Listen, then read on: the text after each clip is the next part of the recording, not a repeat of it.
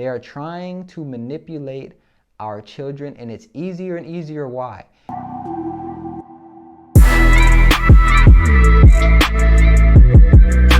Hey everyone, welcome to the channel. My name is Fitz. On this channel, we talk about family values, marriage, parenting, all the important things that you need to raise the next generation right. And today we're going to be talking about a very important topic, how the woke agenda goes too far with our kids, man. I'm exposing it today. But before we get into it, make sure you hit that like button, subscribe to the channel so you don't miss any of these important conversations. And hey, if you're a dad who likes to look good while you're active and working out, going to the gym, all that great stuff, make sure you check out the Father Flex gear. It is in the description. Hit the link in the description. Go check out Father Flex gear. All right, let's get into it. So let's talk about what the woke agenda is. But before we do that, we have to speak about what woke means. We have to define it. So woke used to mean that you were just pretty much up to date on all of the newest things that were holding people back, whether it was racism, sexism, gender ideology, LGBTQ things, all of the things where you looked into it and you could see there might be some discrimination here, there might be some inequality here. Pretty much you were up to date on all the new progressive issues. That's what woke used to mean. But now the woke agenda is a step further. These issues are used by companies, governments, organizations, institutions to now make profit, to get people elected, and to further their own agenda. So the woke agenda has now become a way for other groups, other interested parties to take a struggle and then use it to either demonize someone else or profit or gain in their own particular way. And they want to do that with your children. We're not going to let it happen. And today I'm going to talk about how to stop it. So first I want to talk about the overcorrection of social justice issues and quotas. Right, this is one of the most detrimental things for children. I want to say that I think it's important for us to strive for equality and for us to go in that direction. But I think an overcorrection where now you're trying to get, example, quotas for women in a certain position or quotas for black people in a certain position, I think what it does is it stifles ambition and excellence. Because here's something that I've also heard. Even when I'm on a job or I'm telling people about a job, there's always the question of, did you only get that job because you were black and because they wanted to meet a quota? Are you actually as good as you think you are? And I can see this trickling down into our school systems and, for example, giving black children an A when they actually got a C on something, or, you know, allowing girls to go into STEM classes and give them different grades because we just want to meet a quota. They can do it without the quotas. Black children don't need lower standards. Girls don't need lower standards. We just need to spend more time with our children. We need to focus on their education more. And we need to instill the values we want to see in them at home. Stop depending on the government. Stop depending on the school system. Stop depending on the babysitter to do your job. Because understand this, they are teaching our children that whether you're black, whether you're a girl, whether you're whatever privilege or disadvantage they think you have, they are teaching your child to define themselves by that before your child even understands it. So, social justice, fighting for that, I think it's a good thing. Keep it out of our schools though. No 8-year-old should be running around focused on racism. Next, let's talk about victimhood versus accountability. So I think the focus on systemic oppression and racism and all of these barriers can shift the focus from systemic to personal responsibility. And I think that a lot of the conversation, particularly, and I'll speak about racism, is shifting from it being a macro issue to a micro issue. In other words, because we've identified this systemic issue, that now means that you as a third grader are being discriminated against because you got an F on your paper, and not because you didn't study, not because you didn't do the work, not because you use ChatGPT, not because you're playing video games all the time and your parents aren't doing the homework with you or teaching you about discipline and turning your homework in. It's none of those things. It's the systemic racism. And I have a huge problem with this. I have a huge problem with this because Black children in particular are already behind, and that manifests into adulthood.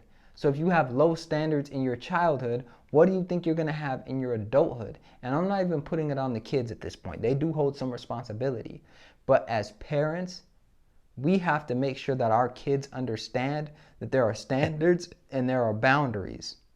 And that just because there's some systemic issue, just because there's this data point that says this, does not give you the right to slack off and does not give you the right to then use this systemic issue anytime you're lazy, anytime you just didn't do the work. You sitting up there with your kid in class talking about, I think it's racism why he got a C on his paper. Did you even look at the paper? Next, I want to talk about how I think the woke agenda is undermining traditional family values. So now we live in a world where traditional gender roles are being redefined and there's so much confusion. Now look, I'm all for women being able to work whatever jobs they want, being able to make decisions, being able to earn money, being able to buy homes, being able to do all the things that women want to do. And I'm all for men doing those things too. So let's get that out the way and let's have a deeper, nuanced discussion. What I'm talking about when I say gender roles is this idea that men and women are the same. That men and women are the same. I'm not talking about the Fresh and Fit, the Kevin Samuels, those type of the red pill community where it's like men and women aren't equal and stuff. I'm not even talking about that. I'm talking about this idea that men don't have a role and that women don't have a role.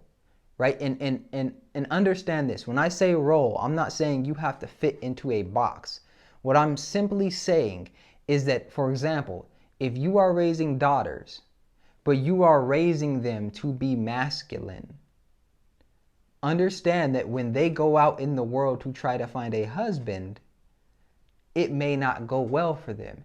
If you are raising boys and you are raising them to be more feminine and never walk in their masculinity, when they go out in the world, they're going to be constantly friend zoned, walked all over, and they're not going to make a good father and a good husband one day. The woke agenda is redefining what it means to be a man and what it means to be a woman. We've kind of always understood this intuitively, but now it's become more complex and more complex. And I think it's leading to a lot of unhappy relationships and a lot of unhappy people because there's a lot of confusion. I'm not talking about the sexist roles of a woman can't work, she needs to stay in the kitchen and cook and clean all day and be home with the kids, raising the kids, and the man is out working and stuff. That's not the times that we live in anymore. It's just not sustainable for one person to work anymore for most people.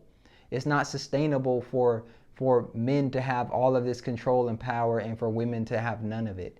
So that's not what I'm talking about with gender roles. But what I am talking about with gender roles is saying in the context of you are raising your children to one day go out there and be a husband, one day go out there and be a wife, go out there and be a father, go out there and be a mother. There are certain things that I think should be taught when it comes to those. For example, men walking in their masculinity in a healthy, mature way, being able to regulate your emotions, being a leader. When it comes to women, how to walk in your femininity, how to use your emotions for good, how to use that emotional regulation to nurture and bring up children as well. Those things are still important. And I think as we deteriorate those things, we're going to see worse and worse outcomes. We really need to put a break on trying to redefine these whole gender roles and do what's been working. Not all of it, but some of it. So I want to end with this. I think it's important to find balance. I talked about a couple different issues, didn't go too deep, but we have to find balance. There are real issues that exist in this world, but we cannot live in the extremes. We cannot live in the extreme of saying there's nothing happening that's wrong and we should just turn a blind eye. And we can't live in the extreme of everything is racist, everything is wrong, everything is sexist, there's no accountability, the world is out to get you. We can't live in those extremes. We have to have balance. Some people have advantages, some people have disadvantages. Those advantages are probably not representative of the gap that you think it is, and those disadvantages are probably not the reason why you're not where you want to be in life. All right? And don't push those on your children. They're learning. Nurture them. Give them hope. Don't instill fear. Don't allow the media to instill fear. They have their own agenda. Remember, your children are going to be paying customers one day. If they can get to your children and have them thinking a certain way so that they can go into a certain demographic block to be marketed to be sold to, that's what's going to happen. And that is what is happening. So understand that your children, to these organizations, to these institutions, to these governments, are just another customer, are just another constituent, are just another marketing segment. They're just another number. And it is your job as a parent to make sure that you are protecting them from that. Because if you don't, they will lose. They will lose. And so remember that. Remember that. It is your role to fight this woke agenda, not just from the Democrat side, but from the Republican side as well. It's your job to get your children to critically think about the information that is coming to them. Now more than ever, it's not a time to shield, it's a time to shield and learn how to swing that sword. Your children should know how to decipher information, how to be exposed to information without feeding into it and going into those extremes. Don't allow them to politicize your children. Don't allow them to stray your children from your family values. I hope that helped. If you found any value in this, make sure you hit the like button, subscribe, bell notifications so you don't miss any of these conversations. Let me know what I missed in the comment section. Let me know what I missed in the comment section. And if you are a dad that's looking to stay fit, looking to look good while you're doing it too, make sure you check out the Father Flex gear. It is in the description. Thank you, thank you, thank you. My name is Fitz, and I'll see you in the next video.